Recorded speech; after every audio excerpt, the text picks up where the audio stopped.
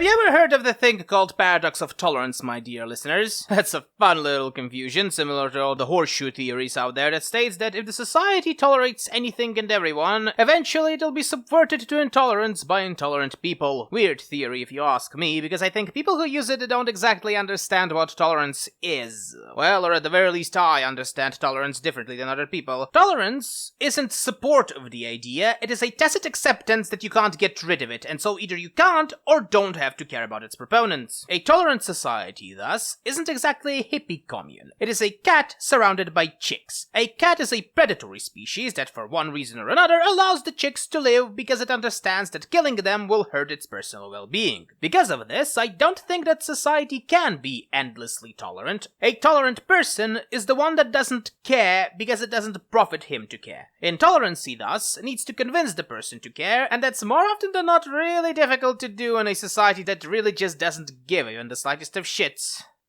There was a point to this tangent. That's right. I think this tolerance idea can also be spread towards the idea of power fantasy. After all, isn't the point of a power fantasy that it can cater to different ideas of escapism? So why do people, especially in the West, scoff at the idea of a Chunibee fantasy then, huh? After all, why is wanting to be Shadow the Hedgehog or that guy from Hatred a bad thing? You most definitely know that people who like them won't do what they do in real life, not because of liking these characters anyway. I think it's because of embarrassment. After all, we've all been Chunies at some point in our life, and those points aren't usually remembered as the best times of our lives either. Eminence and Shadow is a 12-episode power fantasy anime that takes the concept of a Chunibyu as seriously as it can. The main character is Sid Kagano, and his motivation is as simple as a 2x4. He wants to go mano a mano against a nuke and win, and for that he gathers as much power as he possibly can, all while adhering to his vigilante fetish of being as inconspicuous in real life as possible. It is also of the same genre as Overlord and One Punch Man are. I'm sure it has a term, but I don't know it, and I can't exactly think of a good way to name it either for now. It is basically when the supposed main protagonist is so overpowered that his mere presence would invalidate half of the show in one episode, so the show focuses on other characters more often instead, making the protagonist more of a force of nature others have to adapt to than the focus of the show. In our case, the main focus is on Sid's personal little cheerleading group turned secret organization called Shadow Garden, and all the people Sid declares to be quote-unquote main characters he tends to interact with. Invariably, in the case of the former, Sid randomly saves some girls who turn out to be the descendants of heroes and bullshits them into believing that there's a shadowy organization called Cult of Diabolos that is everywhere and it is evil and only they can do something about it. Sid believes none of what he says, but it's actually all true, and Shadow Garden not only honestly believes it, but is also more than capable of opposing the cult. The rest are an assortment of girls, usually of noble origin, who interact and get inspired by Sid in some form or another. At least his sister can clearly see through his bluff of trying to be an NPC, while others generally buy it. And that's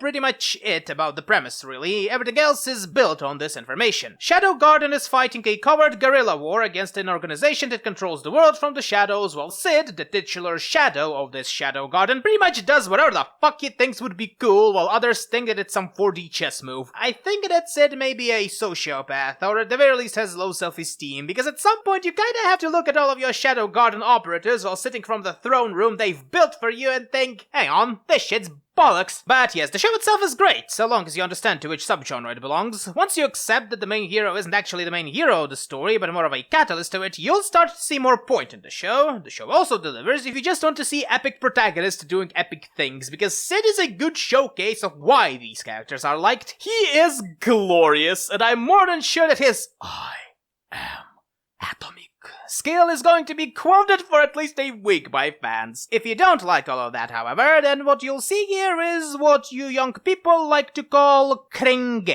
and a story about an unsympathetic blowhard trying his damnedest to be the coolest schoolboy in the yard by bringing a bicycle chain to a hide-and-seek game. A well-made one, with graphics and soundtrack being decently made, if a bit average, but a cringe nonetheless. And, well, there's nothing bad about that opinion. That's kinda the true paradox of tolerance. People have the right to opinions, but it would be better if people would also hold those opinions to themselves about 100% of the time.